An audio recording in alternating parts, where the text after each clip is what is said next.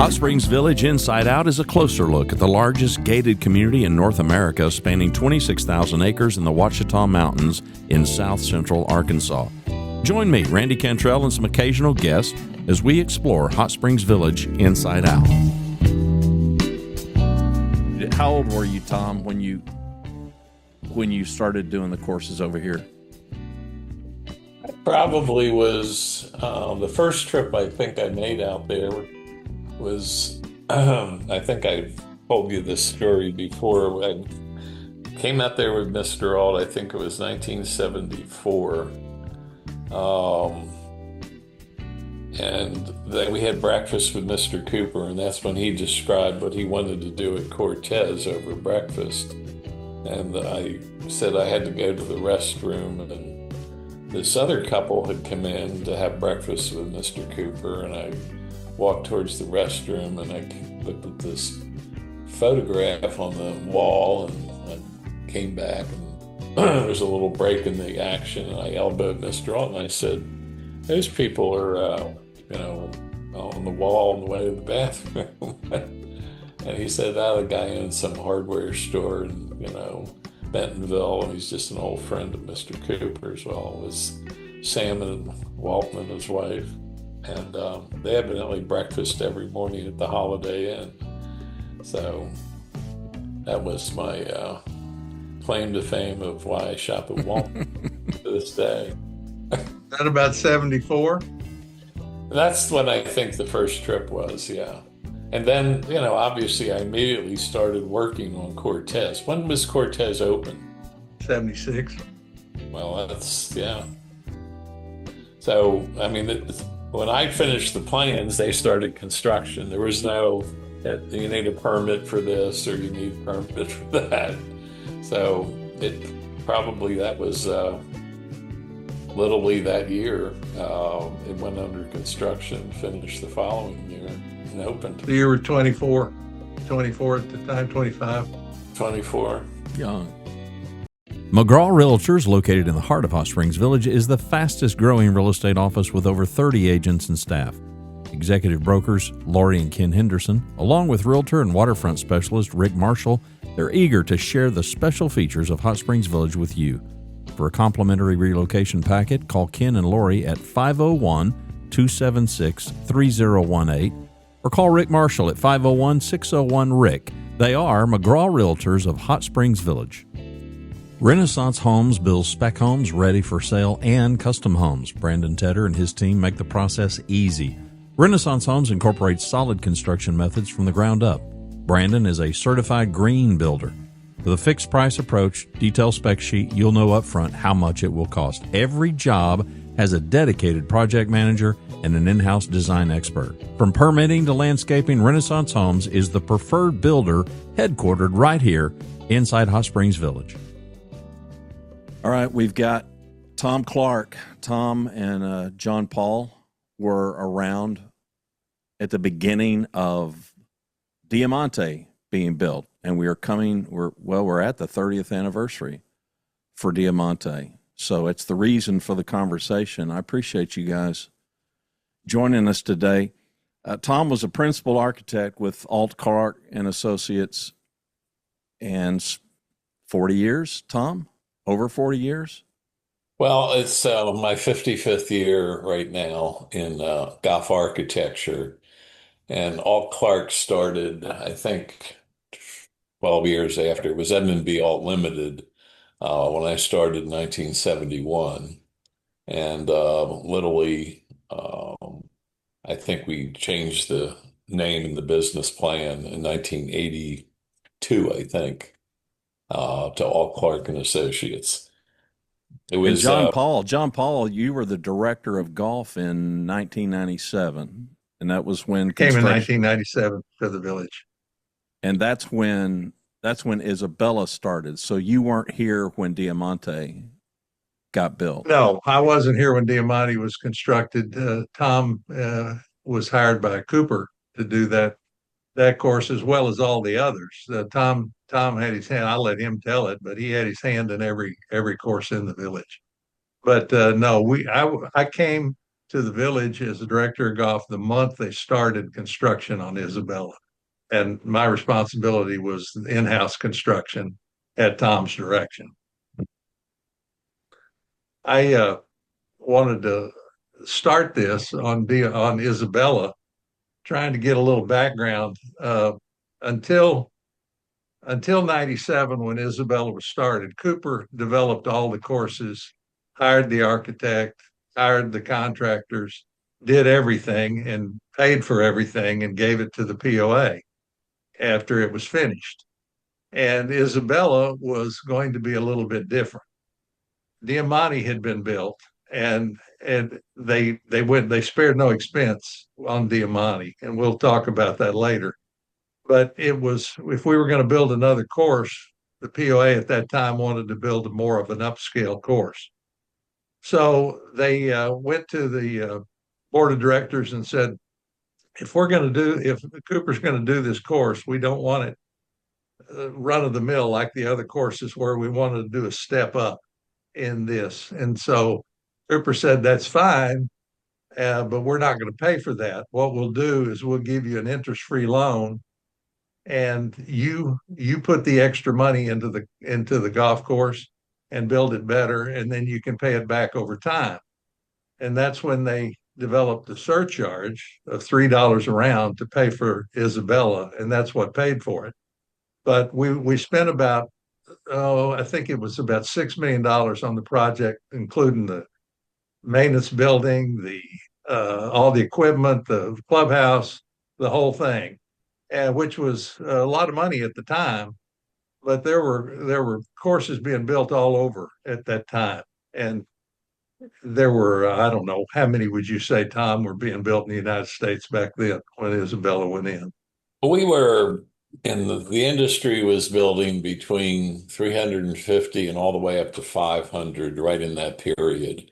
1996 to 2001. I mean, the year 1999, our firm alone had 23 courses under construction, which is an all-time high. I include 9-hole courses. I include 36-hole courses. I include par threes, but we had a lot of work, and the whole industry had a lot of work. The National Golf Foundation had come out with this slogan that we need to build a course a day or open a course a day to keep up with the demand. Why was the demand so high at that time? That's a good question. Tiger Woods. Well, I mean, that was one of the Was reasons. it? There's no question about it. Tiger brought golf to everyone, and it was probably 2000 was his heyday. Where you had the slam and everything. So there was so much attention not only on television but merchandising and everything. And as I said, there was the other slogan, the country club for a day. There was a lot of high-end golf courses hitting the market. A lot of the municipal courses were full. The high-end courses, they separated their tee times to like 10 minutes. They charged up to $100. This is back in 2000. But you could, basically play golf at an unhurried pace, not have to wait on every tee, and, you usually got immaculate conditions. Now, obviously, the village was entirely different. When John Paul arrived, I think the courses were averaging close to 60,000 rounds a year, which is That's right. phenomenal. They, at the time, had some of the best superintendents also imaginable on each one of the facilities. So either John Paul inherited those or developed those. And then he began also developing a construction crew because with each course, they require maintenance. Cart paths wear out, trees fall, trees need clearing or thinning, bunkers get worn out. It was a busy time in golf. And Cooper, as you can see by the map of the village, I mean, you see DeSoto, which was the very first course built.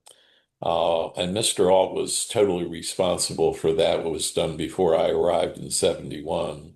I did get to work with John Paul remodeling it, but then Cortez was the second one, and it was pretty far removed from DeSoto. And I worked with him on that exclusively. And there's a story on that course that I think I told before about Mr. Cooper's desires.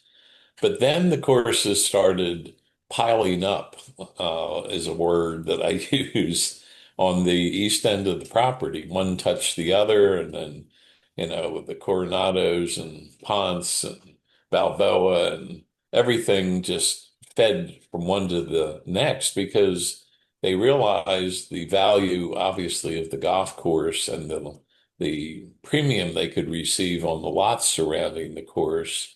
So each one of the courses inherently was a figure eight, which, had up to 8 miles of frontage on each course. And literally, I got to work with their planners, developing, all these courses from the ground up. And literally, most of them had a clubhouse in the center and then a loop on one side and a loop on the other. Obviously, with all the streets and everything bisecting and connecting. Now, Isabella was a little different. It was a go out and stay out course, which was completely unusual, but the master plan was really to build another course going out from that same club area in another direction. But the first course, and as I said, it'd be interesting that you said that Cooper gave you a certain amount of money. Do you remember how much that was to develop Isabella? We paid the POA paid for it. They gave us an interest-free loan Okay, for the to whole build thing. it. Yeah, Okay, and because the bid came in. I just was looking in research. There were three or four firms that bid on it. One was Landscapes, who did Diamante. Another was Wadsworth. I forget there was another one, but Sajo out of Houston, Texas, was awarded the contract, and their bid was $2.3 million, which just amazes me today. That wouldn't even get you three holes or whatever in today's market, but their bid for the entire project was 2.3 million. Um, Obviously, as time went on, I think my skill set got better. The fact that Cooper was actually using um, construction firms, golf construction firms, was a godsend because the beginning, they would do their own clearing, they would do their own earth moving. We would try to find them what's called a shaper to do the features, the greens and the tees and the bunkers. We would try to find them an irrigation installer. Sometimes, like Balboa, they didn't find the best, hence all the leaks.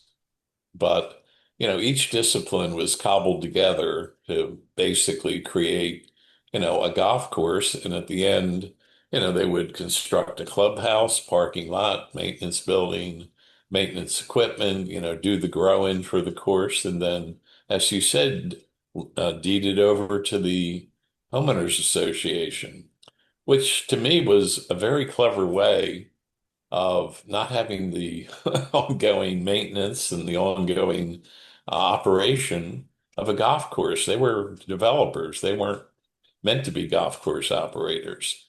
So Isabella also, I think, benefited from, we started doing a lot more with irrigation. We did a lot more with cart paths. We did a lot more with sod. All these things were incorporated into Isabella. We also had Cooper's other dear love was lakes. And, their two premiums for lots were lakes and golf course. So any pond that we built, was basically a bonus for them because they would surround it with lots. They would build these larger lakes, which eventually would be our source of irrigation water. And fit together as a lot of the holes encounter the lakes. Uh, it makes for much interesting golf. It was always, I don't want to say a struggle, but obviously they wanted, if they could have it, the complete lake, to put houses around. But I was able to at least find peninsulas or, coves where, the water or whatever would come into play. And hence, Isabella benefited from that on some of the larger lakes. And then we created smaller lakes, just for features right around specific holes. Um, uh, Talk a little bit about when you designed a golf course or when you laid it out, how much involvement that actually was with the lots themselves, and were you also the lot designer at the same time? Well, as I said, my education is I'm a landscape architect. I'm actually a registered landscape architect, and part of our curriculum, was basically golf course home site communities. So I was totally engaged. Their chief planner at the time really was Jim Abrahamson, who also, I believe, was a landscape architect. And, we would work together right from the get-go. As you recall, all these I guess the whole village was a warehouse or, tree farm or whatever. And we had very, what can I say, primitive topography. And because one, the tree cover, two, literally that was early on, you had to fly the sites, and obviously there was a skew. So it was okay to work with. Now we work with 1 and 2 foot contour interval topo, but so we would do a generality, and basically the land plan would consist of the golf course being on the swales or the drainage areas or the lower areas, mainly so the home sites could look down on them. You didn't want the hole up high and the houses below it. It just, doesn't work effectively for somebody who wants to buy a lot. So you will notice, like on all these courses, the home sites are pretty much looking down on them, which brings into the complication of drainage. Drainage is the number one situation, obviously, on a golf course. You want to be able to play it 365 days a year, weather permitting. And if you have a rain event, you want that water off the course as quickly as possible. So, there was more basins and pipe put into these later courses. The original courses, very little. We might pipe across a fairway or something where we had a creek or something. But then, of course, the environmental regulations and laws came in, and all these little drainages and wet areas could be classified as waters of the U.S. or they could be classified as wetlands. So we had to work around all that in basically the development of the course. So all the holes that Isabella, as I said, for the most part, are, when finished, were well drained, which, assisted greatly in the growing process. And obviously, as I recall, it was a pretty elaborate irrigation system, which not only covered the play areas, but also the rough areas. So the perimeter of the course, was always in good shape.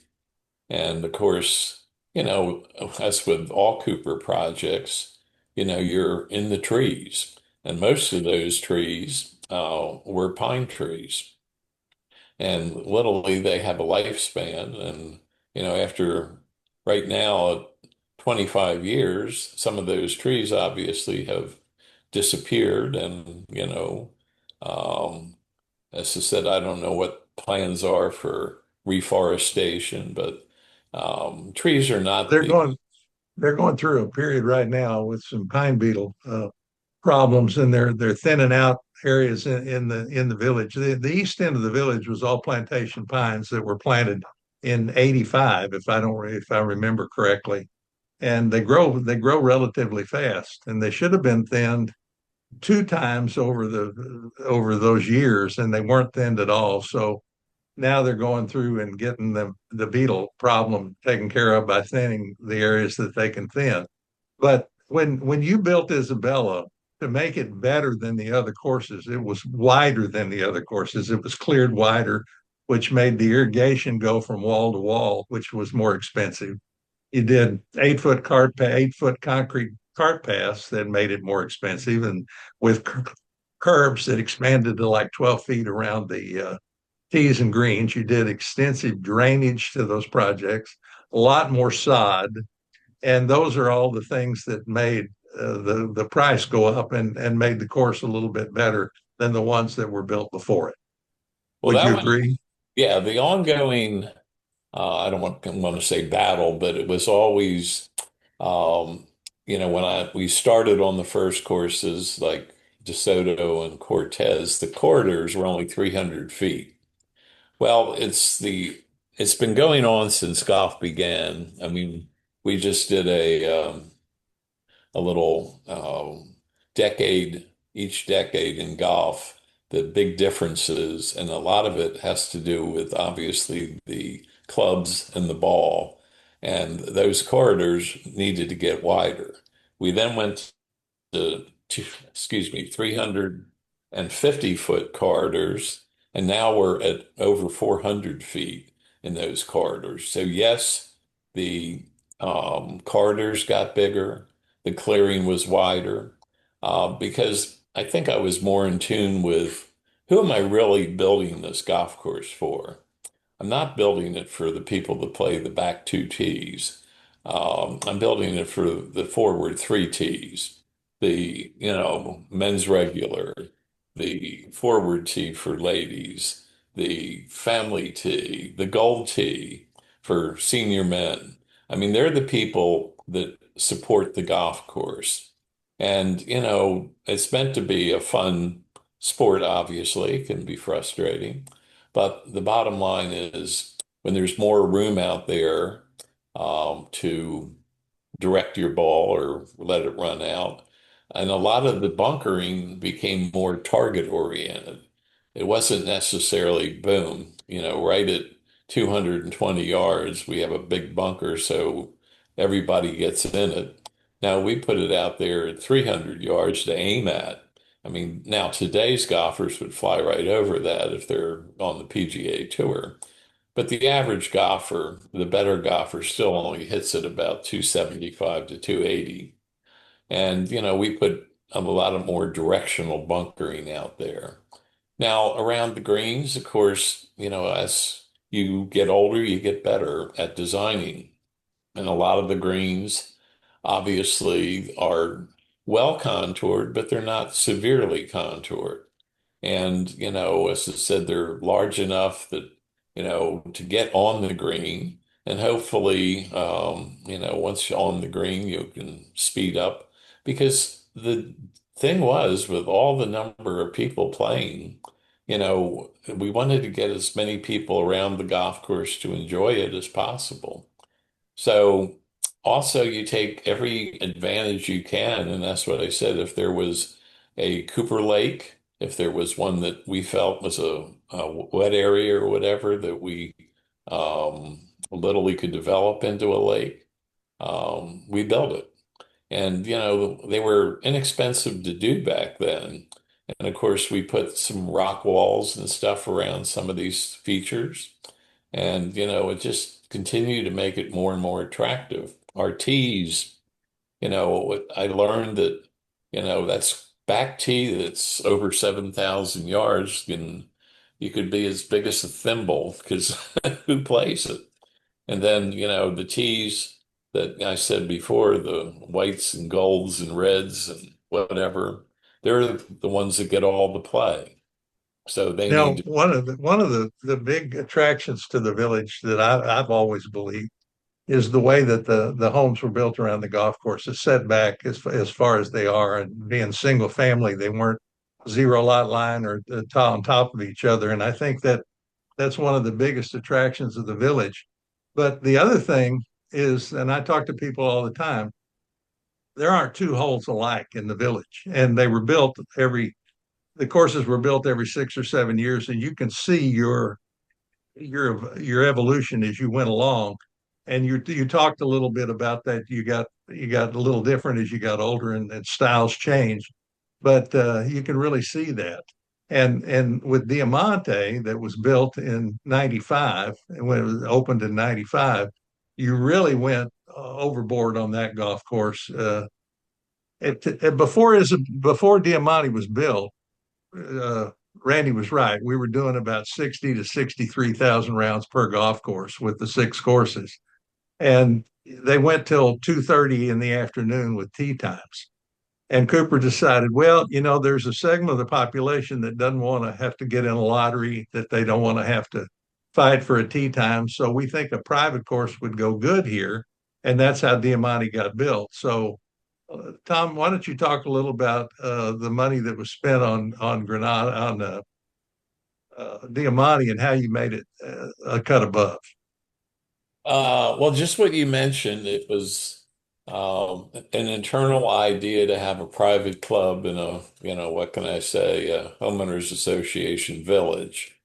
And, obviously with bigger lots and private membership. And it was the first time I ever heard from the folks that work with the Cooper, we don't have a budget on this golf course. Which, there's a budget on everything.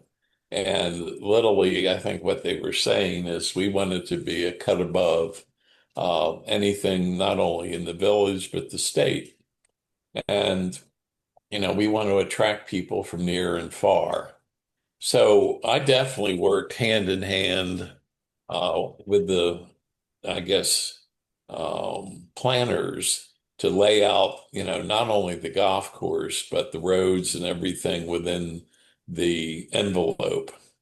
And, as I said, the Diamante is a fun story as to its progression. I mean, the first layout, the course was maybe 7,200 yards in length, which was truly a championship golf course. I implemented exposed aggregate cart paths. We put in bunker liners. I think for the first time, they were the fabric type that is now antiquated. The construction company, it was actually a negotiated construction company with the biggest firm in the country, which is Landscapes Unlimited. And they took a personal interest in not only working with Cooper, but working with me. And they put one of their best foremen on the project and their best shaper.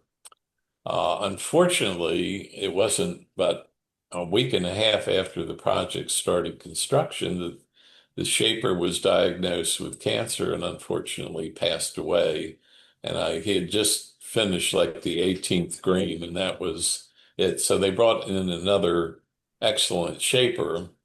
And as we continue to go through the holes and the development of the holes, the Cooper's engineer, Ernie Deaton, was very instrumental in my visits.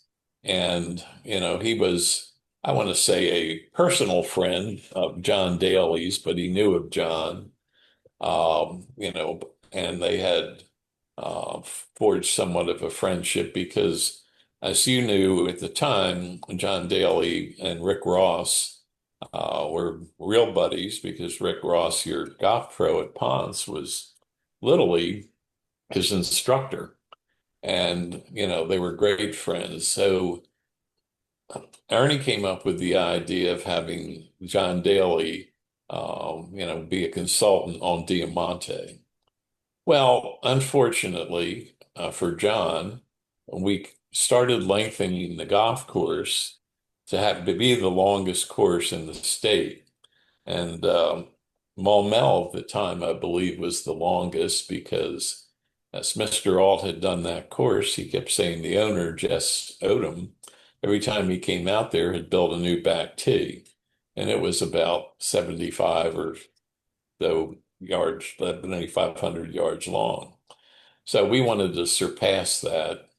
But unfortunately for John, as I said, he had a incident up at Firestone where somehow he got in a little wrestling match in the parking lot with one of the patrons, and they didn't feel it was a good idea to move forward with his name. Because as you know, the very first hole and the 10th hole, the back tee, was called the Daily Double. And in other words, you teed off both ways for that, and that was the back tee. Now, unfortunately, as I said, the Cooper was in partnership with Club Corps on that golf course. And as we talked about before, we had shown a clubhouse, and the high point up there where the putting green is. And I don't know exactly what happened, but somehow the putting green got built and the clubhouse got shoved back, which literally gives it no view of the golf course. So that was the only, I guess, travesty of the whole project, because I think it would have been better served if it was up there overlooking 1 and 10 and 18 and probably 9. But the bottom line is, I remember doing the plans for that project at my lake house over about 2 weekends, and shipped it out, and immediately we were under construction. And as I said, it was just a joy to work with a crew like Landscapes, how professional they were and how quick they could get things done. And The greens were a little bigger than any of the greens in the village. That's a story I think you ought to tell. well, as I said, while I was working, obviously on the plans, I drew greens, with contours, and I meant them to be, let's call them in the 55 to 6,000 square foot, which they were. But around them, I put what was called a collar, which is the short mode area that, literally you have a collar around the greens because, on better quality courses. And when the foreman that was assigned to the project saw them after I made my first visit, I kept looking at the greens and saying, my God, these are big. And I started stepping them off. And I realized what he had done. He had taken the collar as the actual putting surface. Now, I didn't say a word. I basically said this is going to have to work its way out because, they have bid X amount of mix in the greens. And, if they're putting another 2,000 square feet of putting surface out there, they're going to soon find out they're running out of mix, but they never brought that up. So all the greens got enlarged. And I said, as the course got enlarged, I said it almost made it to scale. The bunkers were big, the tee complexes were big, the greens were big, but they were never meant to be 7 to 8,000 square feet. They were meant to be 5 to 6,000 square feet. So, as I said, the one nice thing is you should be able to hit your greens on Diamante if you play the right tee. One of Now the that, other one of the other big features too, Tom, you had talked about was that was the first time you sodded Zoysia fairways too, in any of the courses. well, we had obviously elected, and it was nice that they went along with, because obviously everything was budget driven. This course, as I said, was not budget driven. And Zoysia could be sprigged, but it takes 3 years to grow in. So they elected to sod all the fairways. And I do remember, I think the very last fairway, let's see, nine, eight, 6. seven, six, was number six when they kind of ran out of their quota of zoysia. So in order to bring the fairway back towards the tees, they substituted Bermuda grass, and said, well, when time and budget, permit, we'll basically just cut that out and resod it to zoysia. I don't think that ever happened. That's the one with the two different levels, the upper fairway on the right and the lower one on the left. But that's, unfortunate, but I don't think anybody to this day really can differentiate between the zoysia and the Bermuda that much anyway. So, as I said, Diamante just, unfortunately, I got to play it a lot of times because I obviously continued to work in the village at other courses. And it was always one of my favorites until, Isabella came along. And then, as I said, then, Granada came along. And then, Isabella added another nine. So the I guess the whole uh, that side of the village just was my, I guess, pièce de résistance. It's like, that was my culmination, unfortunately, because we had actually planned another course out there that, never got built. And I think the property got deeded into a conservation easement. So it probably never will be built. And, that was the other thing in Bella Vista. We had built like a par three, and they've kind of converted that or done away with it. But par threes and, are very much in vogue.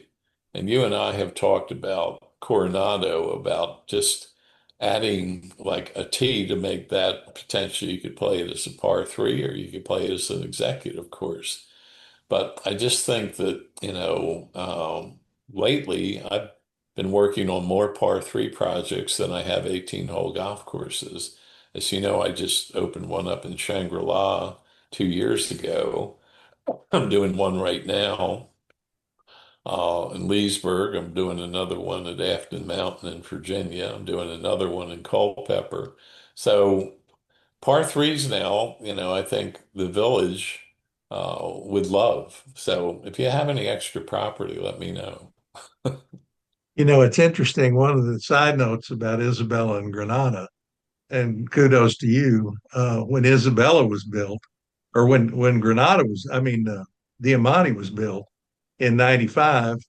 Um, it was the number one course in the state for 4 years in Golf Digest after it was built.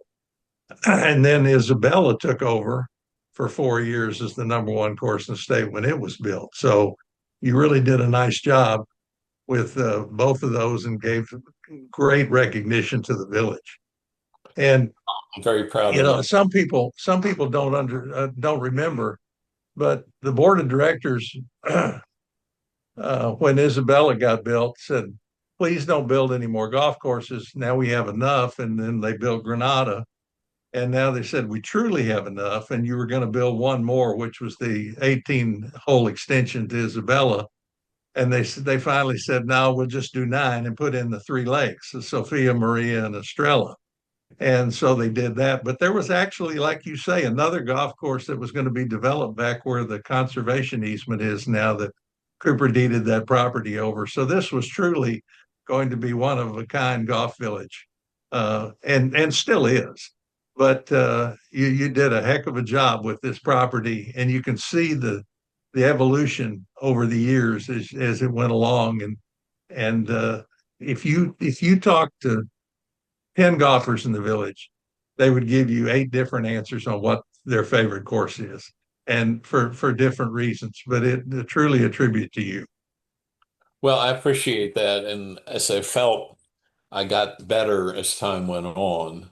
And I think Cooper felt the same way. They got more, what can I say, liberal in the fact that they it wasn't all about the lots. It was about the golf that they also realized brought people there. They, were open to, the 400-foot corridors. They were open to getting a few holes on one of their lakes or whatever. And that's, what makes, there's some interesting topography to begin with throughout the village. And I tried to make use of that. And as I said, you're trying to take the golfer like on a spectator ride, to basically see a little bit of everything and have a great variety. And that's the whole thing about, people say, well, how did you manage, to put two drivable par fours on a course that's 7,600 yards long? Well, I did. And that's, those are the fun little holes that, as I said, are always, in the mix. Well, you make some of your par fives even longer, but I don't think there's a par five anywhere out on the PGA Tour that they can't hit in two now. I mean, there used to be, if it was over 600 yards, it was forget it. Now, it'd have to be over 800, I think, for them to not be able to hit it. So, as I said, golf, evolves. The equipment has evolved. The width, obviously, is a byproduct. The grasses, have improved dramatically. And I know that you've taken a couple of your courses and converted the greens to Champion Bermuda, which I applaud. Um, but bent grass is one of the grasses that unfortunately it does struggle sometimes through this summer in the heat, but the rest of the year it's in pretty good shape, and you don't need to cover it like you do Bermuda when the temperatures drop down in the 20s or whatever. So, and they keep developing better and better Bermuda grasses, for fairways. I mean, I'm sure there's ones out there now you've never heard of. I mean, obviously you probably heard of Tahoma, and there's Iron Cutter and all these winter hardy Bermuda grasses that,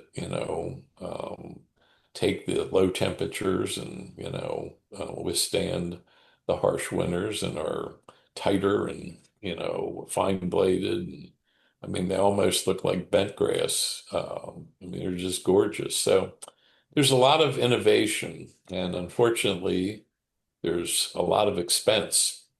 I mean, a modern golf course now, where, I said Isabella was $2.3 million for the base bid, it would probably be 10 million or 11 million now for that same base bid. Well, I can tell you when we opened in 2000 on Isabella, like you said, there were probably 100 courses that were built within a 2 year period there. And Tom Fazio built Iron Horse in uh, Whitefish, Montana. The same year we opened Isabella, they opened up there. Pat Donovan, that played for the Cowboys, was the principal in that course, and I knew Pat. And they spent a little over $12 million on that golf course in the late '90s, and they were rated number six, and we were rated number five best new courses when Isabella was built. So it's not always about money; it's about who does it and the shaper and just everything coming together just right. Well, I know Tom Fazio's famous quote was, there's not a budget they can give me that I can't overspend. So he built a lot of very good and expensive courses. I mean, he would spend more money. I know I was up at the course he did in Branson when it was under construction, and he spent, I think, over $2.5 million just trying to hide the cart paths. I was building courses for 2.5 million, and he's worried about making sure the cart paths aren't seen. So the When rate. when we built Granada, Tom, he was building the Alotian at the same time, and of course, you know that was a tribute not only the money, but I mean, you talk about unlimited budgets. They had it. And it's my understanding that they spent more on sod and dry stack rock work than we built on the whole course of Granada. So that's how much money can be spent on a golf course. Of course, they've been rated number one in the state now since they opened, and rightly so. It's a beautiful place, and with the vistas out on Lake Maumelle, it truly is a beautiful place. But I tell you what, your courses hang in there with the best of them right here, and we really, really owe you a debt of gratitude with all villagers and how well you did these courses. Well, I certainly appreciate that. And as I said, I've been fortunate enough to have come out and played, on two occasions with a group, um, the courses at Hot Springs Village. And to a man, they just were amazed that, all the nice courses that, were available out there. And believe it or not, one of the people moved out there. We hear that a What's the lot. name? Yeah. And well, as I told you the other day, um, director and American Society of Golf Architects, Jeff Brower, who was a golf architect in his own right, visited the village, and he said he drove in Tom Clark Way and literally played Granada and then played Isabella and said, "Man, you really did some great work up here." And I love those compliments, especially from your own peers, because Jeff had done a couple best new courses up in Minnesota and Texas and everything. So he's a great architect in his own right. But um, yeah, I would put Hot Springs Village as far as a grouping of courses, at the top of any list. Tom, what was the Uh, biggest challenge of building the courses here inside the village? Well, initially, as I said, the biggest challenge was uh, working, with Cooper's construction crew because, they literally would do the clearing, they would do the earth moving, they would basically we would try to find them somebody familiar with shaping a golf course. We didn't always succeed in that. So sometimes we had to work with their um, people who were just earth movers who did roads. And, you try to get the best out of them, though. They've never built a bunker in their life. They've never built a green cavity. Well, building a tee is probably the easiest thing that they could do because it's a little bit more like a road. But it really, the percentages, you've got to get like a 0.5%, for the water to drain from the subgrade. And you've got to have, 4 inches of sand level. And it's the same thing with the green cavity. If you don't, be between 1 and 3%, the water isn't going to drain. If you're over 3%, you can't pin it. So, it was a lot of effort back then with like a string and a little string level to basically make sure these greens were properly built. And of course, then they had to be compacted. Then they had to put the internal drainage in, and then they had to put the gravel layer. And everything is like a layer cake. You got 4 inches, and then you got 12 inches, and then you have the final float and the tie-in. And of course, initially there was no sod. So, we would literally seed right through the bunkers or sprig and, but right around the greens and try to keep that out of the bent grass and literally have it grown in and then come back the following year and cut out the bunkers and use that sod to patch areas out there on the golf course. And those courses, the initial courses were probably built for less than $100,000. Um, that was, wow. internally, Cooper had some decent people, and they realized that, when you're clearing that you have to knock the whole tree over, stump and all, or, you'd have to dig the stumps out later if you brought in a timber company. And then they realized it was easier for them to do it themselves. And then, Once upon a time, you told me a story, and I think it would be good for people to hear about number 8 at Cortez and how that got built and what it was going to be, the island green there. well, yes, Coeur d'Alene up in Idaho basically has their little motorized island green, but Mr. Cooper wanted Cortez to be the most unique golf course, I guess, in not only the state, but the country. So uh, I was at that meeting with Mr. Alt, and I came back to the office the next day and started sketching. Oh, I had, water flowing under greens and waterfalls in the front of the greens. And, I said, why don't we have an island green?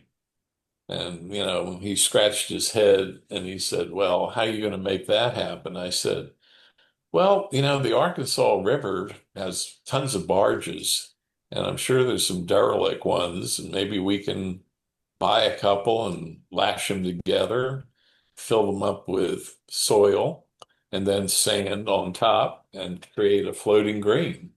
Well, he said, how are you going to get to it? I said, well, you do it with these floating docks where you can add sections or take sections away, and we can move the green around. And, you have like a three cable system. It could play 100 yards one day and it could play 150 a couple days later.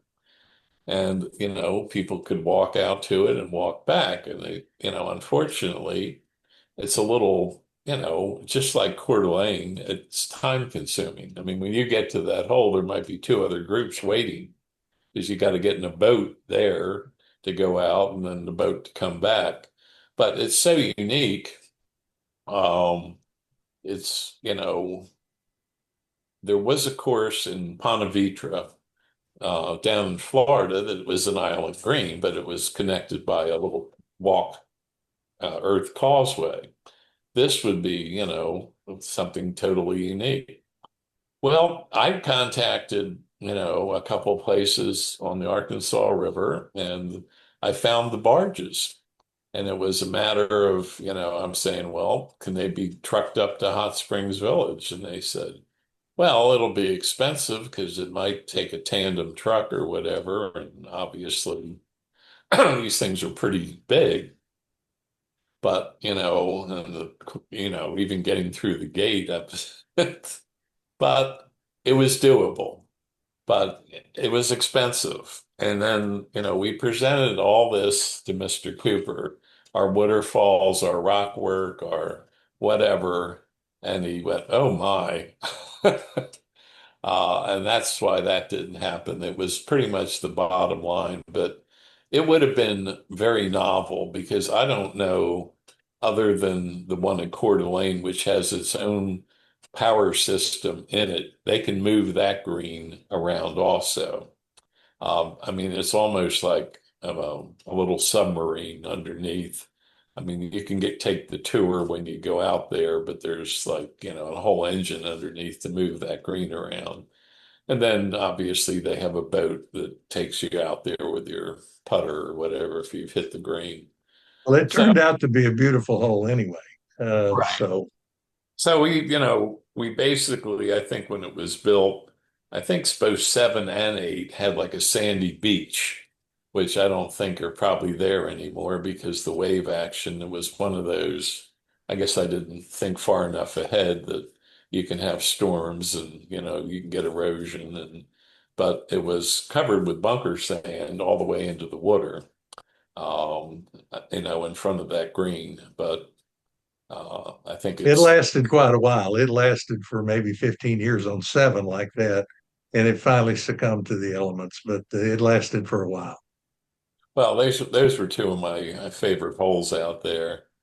And as I said, Cortez was, I mean, that's where I really started at Hot Springs Village because I was able to work and do all the plans. And Eddie took me on a couple of trips when he came out there. And then I actually went out one year, I actually drove across the country. Um, with my girlfriend at the time. And we stopped at Hot Springs Village, and I basically did an inspection visit because it was still under construction. But that was Cortez was very early in my career and a real beginning of what you could do with a golf course and what could have happened. I mean, that big, I think it's a concrete like sluway. I forget what hole that is. It's on the left side. Uh, the last time I remember playing that, one of my playing partners hit it in there, and the ball came rolling back and went right past it. But that was the sluway that was going to go under the green behind it and then have a big waterfall out in front of it. So part of it got built, but not all of it. But as I said, It's still my favorite course. I love that golf course. there's a lot of good holes out there. And then that's when I remember Mr. Alt saying, we're going to do some different bunker style here other than DeSoto. And he got on this, he was not a good, quote, artist, or he wasn't very good at drawing, but he kind of did this zigzag, looked like a saw blade. And I said, well, we can sculpture this, and that's why some of those bunkers are different. And that was the big thing in each one of the courses was to create something different. And you did it literally with green designs, and you did it with bunkering, the mixture of holes, as I said, there was no real formula, but you tried to get, an equal number of dogleg lefts as rights and mix it up. And I don't know if you watched the tournament last week, wherever it was, 3M up in Minnesota, but it was like the first three holes, it just went, they were all dogleg rights. And it's just like you try not to do that on a golf course. You try to basically orient your practice area north and south or whatever, so you don't practice into the sun. Your opening hole and your closing hole, you don't want that, necessarily into the setting sun or the rising sun. So there were a lot of things that, over the years, and that was, I think it's at Balboa. Everyone said, "Oh, you did a great job lining that par three up with that mountain in the distance." That was pure, circumstance.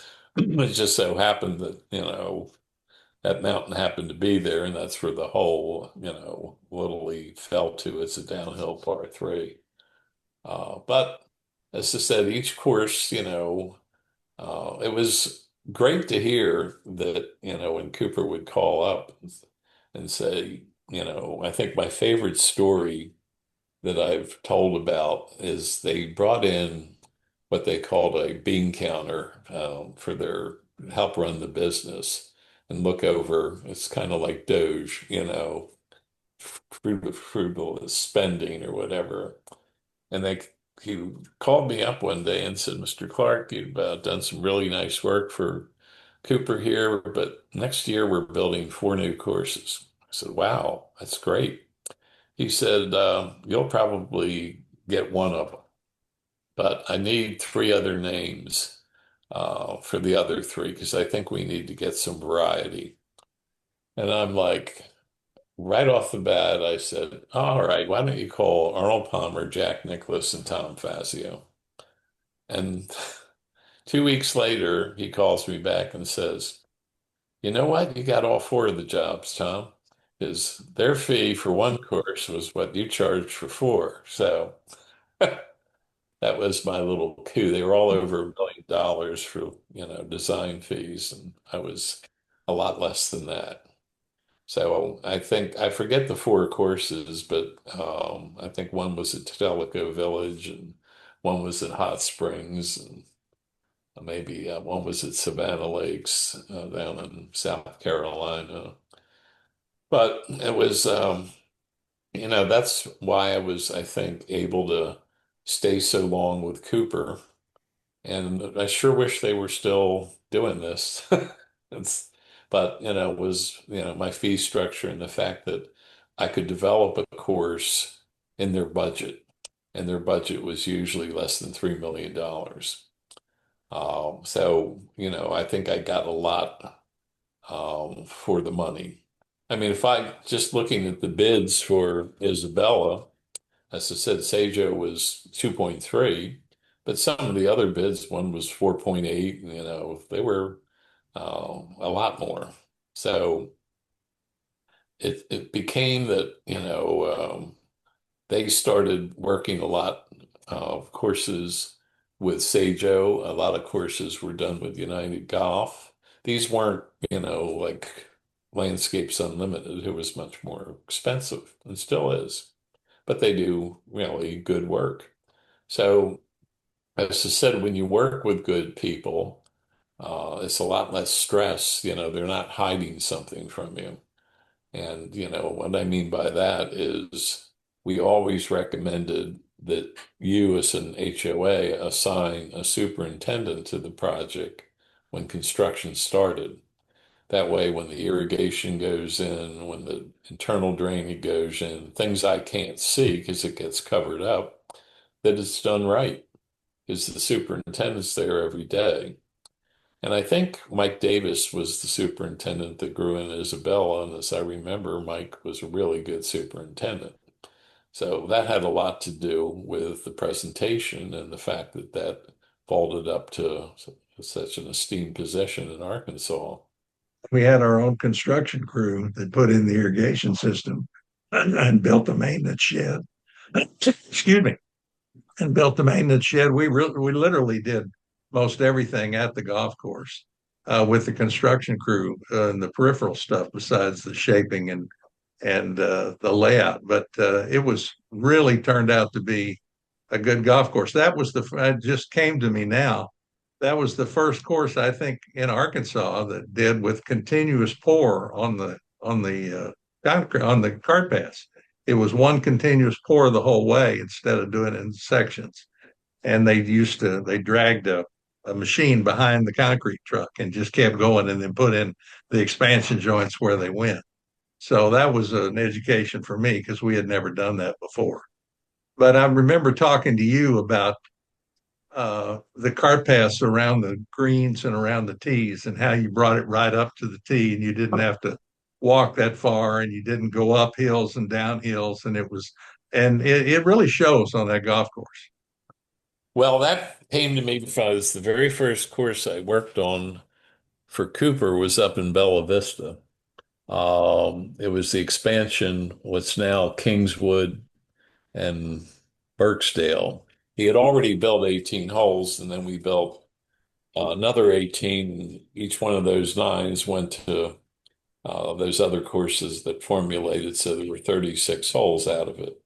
But that was the era when we sprigged everything, the bunkers and everything, and Mr. Alt would not put cart paths in. Well, I came back the following spring and the HOA had put cart paths in, and damned if they weren't almost right down the middle of the fairways.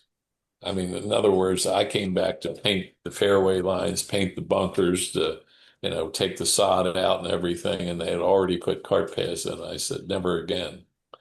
I said, we're going to show cart paths. And I say about half of the architects in our society don't show cart paths because of liability.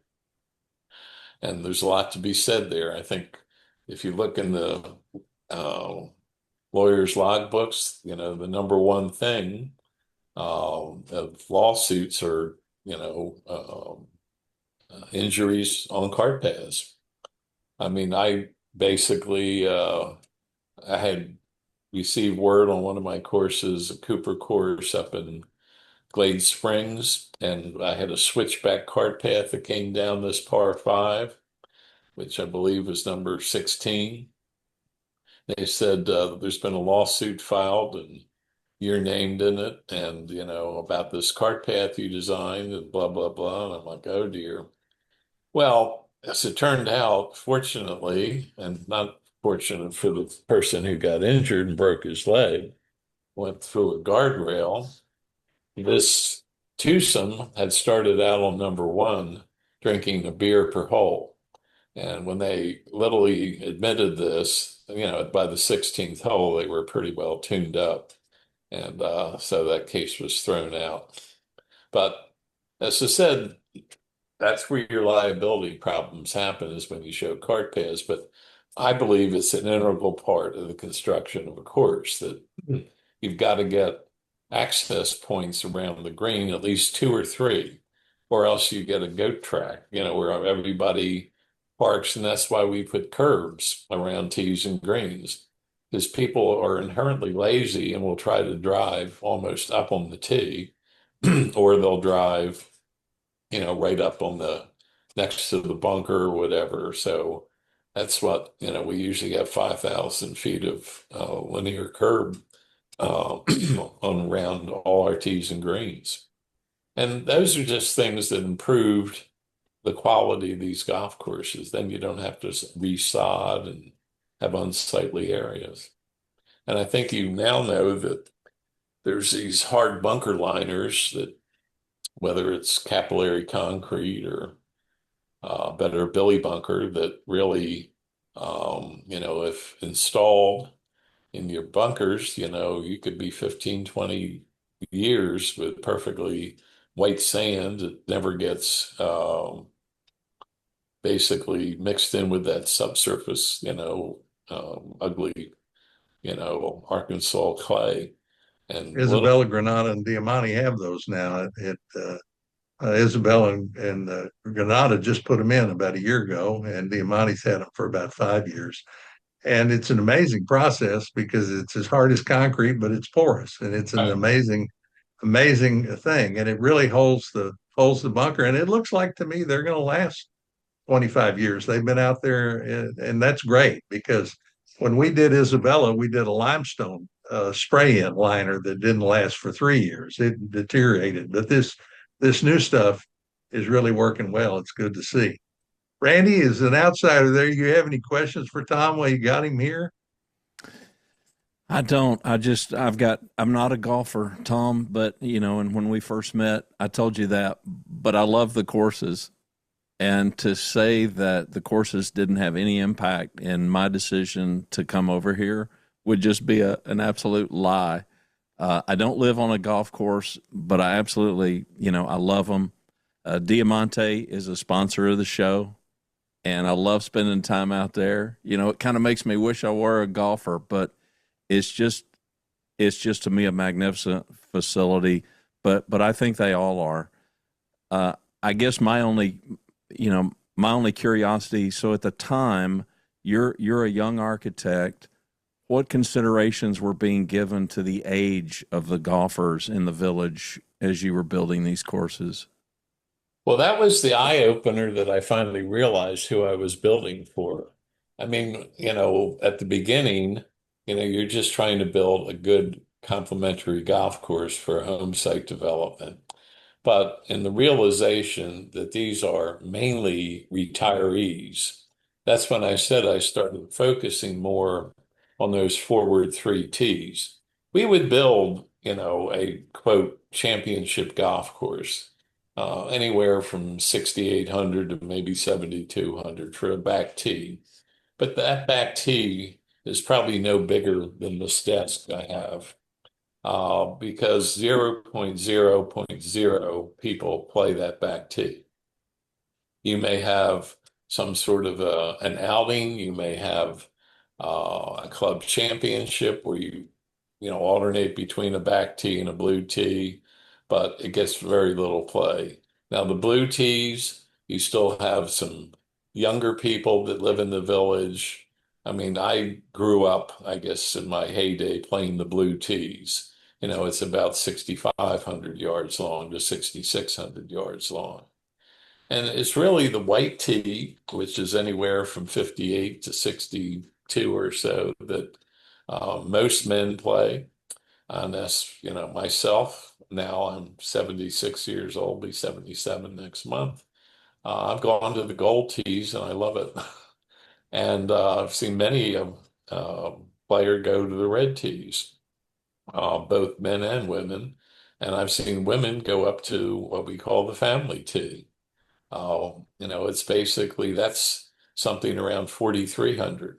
And, we call it a family tee because, for those people that have grandchildren or, young children or whatever in the village, you can go out as a family and play from there. But it also acts as a senior tee for the ladies.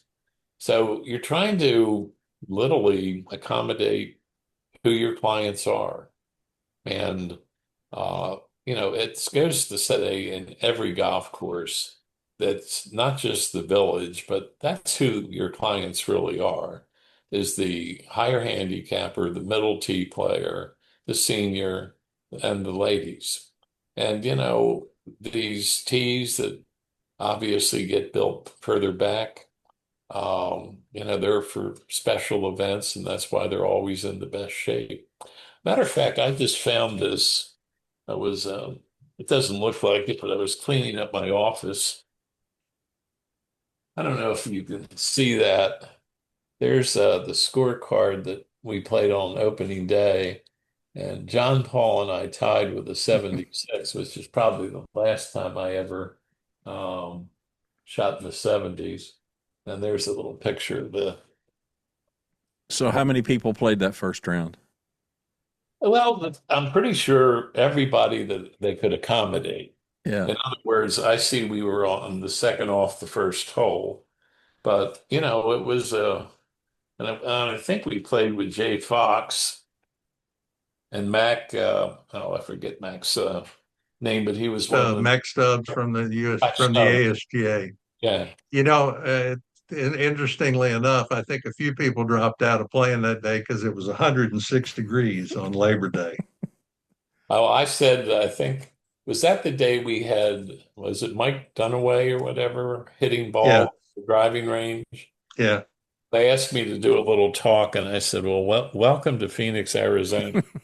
It was as hot as I can ever remember. And of course, I couldn't play on a day like that now. I mean, when it gets into the high 90s, which it is right now here, I'm pretty much sequestered to going out in the morning, in the late evening, and pretty much spending the rest of the day either at the gym or in here. So, yeah, that was one brutal day for play, but it was a fun event. And I mean, there's nothing, I guess, more satisfying than playing your own creation when it's actually opening day. And it's usually, I don't want to say it's usually in the best shape then, because there's no divots and there's nothing other than, a brand new golf course to welcome you. And then to hear the comments afterwards, I think is most rewarding. Um, it's like, it's just the people that showed up, I don't want to say they were the true backbone of the golf people in the village. We're getting a new golf course, we want to support it, we want to see it. We've heard great things about it, but until they play it and you hear their comments, it's like, oh boy, I really like that 14th hole, or, number three was really great, whatever. So it's a great time for an architect. I mean, I guess all the hard work and the ups and downs that go into the construction end of it. I think I told you the story briefly of Balboa when, we finally finished that golf course and literally we sprigged it and we were done. They got a 2-day 15-inch rain, and it took all the sprigs and all the topsoil and it pushed it down to what used to be the 11th hole. So it took them the better part of 6 months to recapture. And, topsoil is a rare commodity in Hot Springs Village. And that's because of the timber operation. All that soil, unfortunately, there was no regulation, so it gets washed into the low areas and then they become wetlands or whatever. So you can't go in there. So, we had to recapture all that topsoil and then they temporarily seeded it to ryegrass. And then I remember Frank Wells was the superintendent. He resprigged it the following um, May, I guess, at which time, we still, didn't have the bunkers. We didn't put bunker sand and sod or anything back then when Balboa was built. So it grew in the rest of the summer. And then I remember flying out there to basically outline the bunkers and was told, you only get to outline about 6 bunkers. I'm like, 6? There's probably 50 out here. He said, well, all that budget went to restoring this golf course, the topsoil, and literally the resprigging. So we don't have, the money to do that. So that was also the rain that there were 2 big pipes, one across the driving range and one across the first hole that disappeared. Literally the rain just, the force of the water just took them out and they've never been replaced.